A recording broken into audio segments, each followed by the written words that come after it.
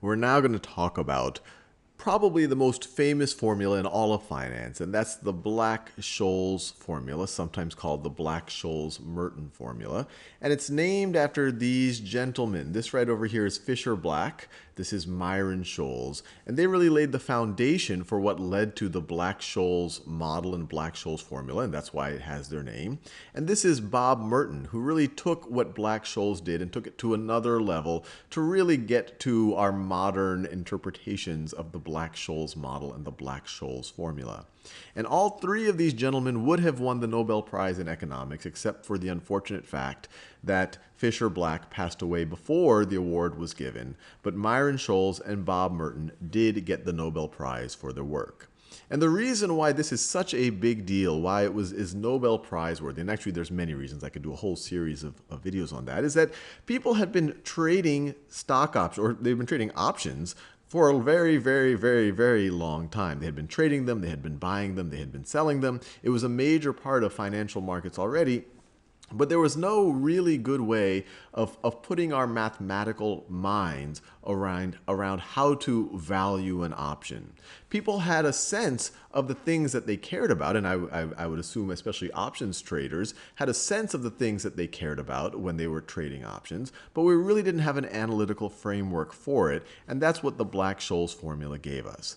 But let's just, before we actually dive into this seemingly hairy formula, but the more we talk about it, hopefully it'll start to seem a lot friendlier than it looks right now.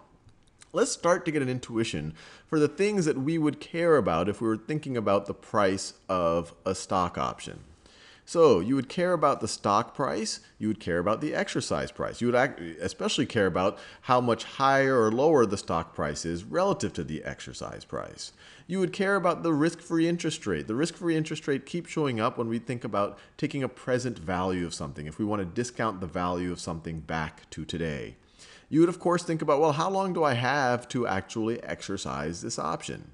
And then finally, and this might look a little bit bizarre at first, but we'll talk about it in a second, you would care about how volatile that stock is. And we measure volatility as the standard deviation of log returns for that security. So that seems very fancy, and we'll talk about that in more depth in future videos. But at just an intuitive level, just think about two stocks. So let's say that this is stock 1 right over here, and it jumps around. And I'll make them go flat just so we make no judgment about whether it's a good investment or so. You have one stock that kind of does that, and then you have another stock. So I'll draw them on the same.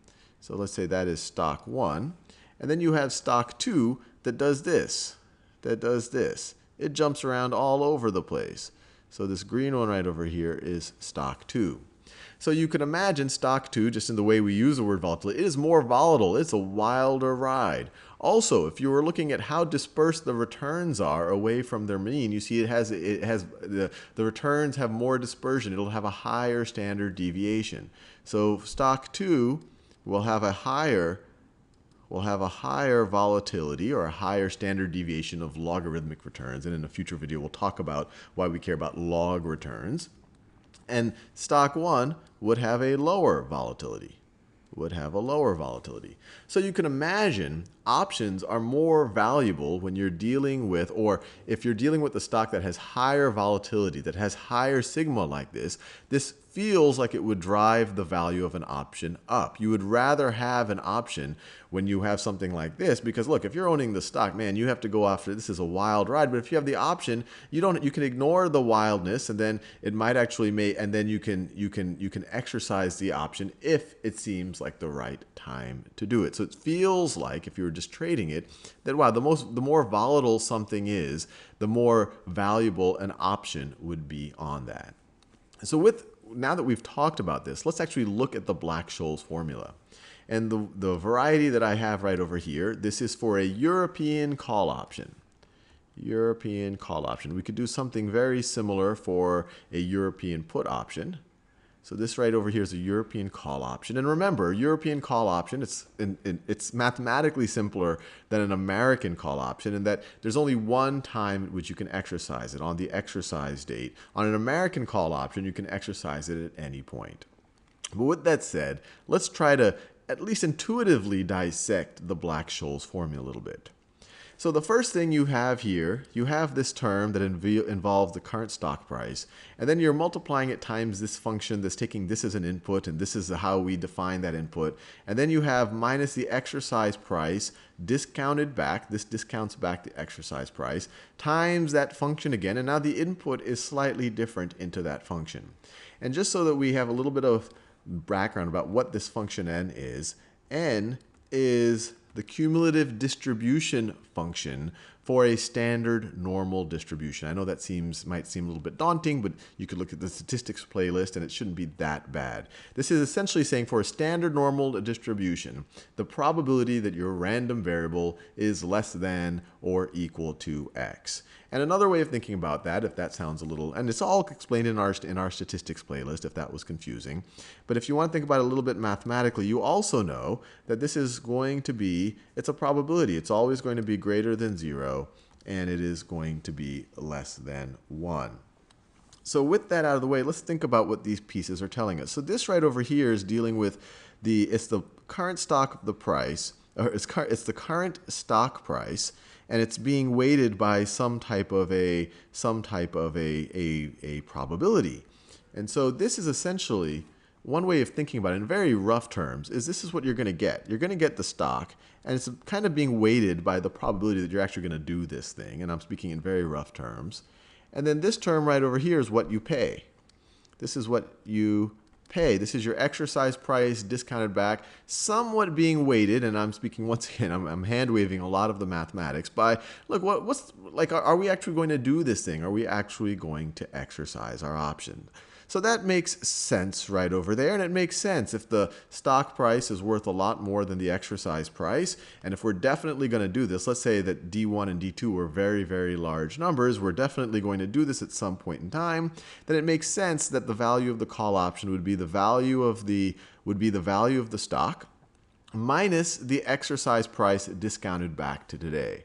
So this right over here, this is the discounting, kind of giving us the present value of the exercise price. And we have videos on discounting and present value if you find that a little bit daunting. And it also makes sense that the higher the stock price is, so we see that right over here relative to the exercise price, the more that the option would be worth.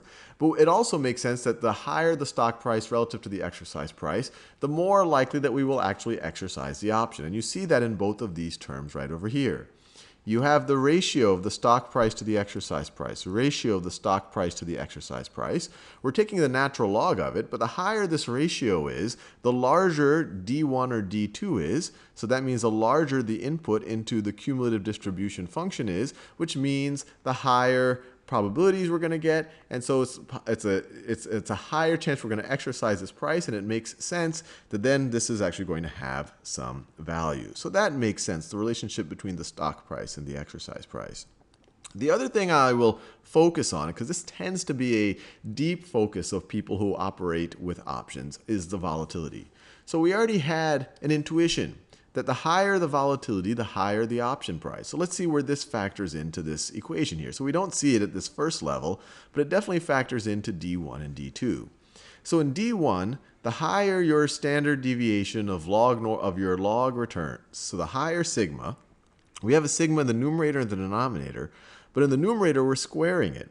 So a higher sigma will make D1 go up. So sigma goes up, D1 will go up. Let's think about what's happening here. Well, here we have a sigma. It's still squared. It's in the numerator, but we're subtracting it. It's going. This is going to grow faster than this, but we're subtracting it now. So for D2, a higher sigma is going to make D2 go down because we are subtracting it. So will this actually make, can we actually say that this is going to make, a higher sigma is going to make the value of our call option higher? Well, let's look at it.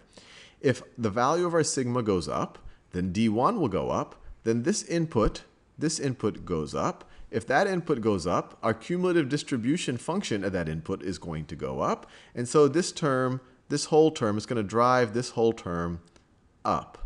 Now what's going to happen here? Well, if D2 goes down, then our cumulative distribution function evaluated there is going to go down.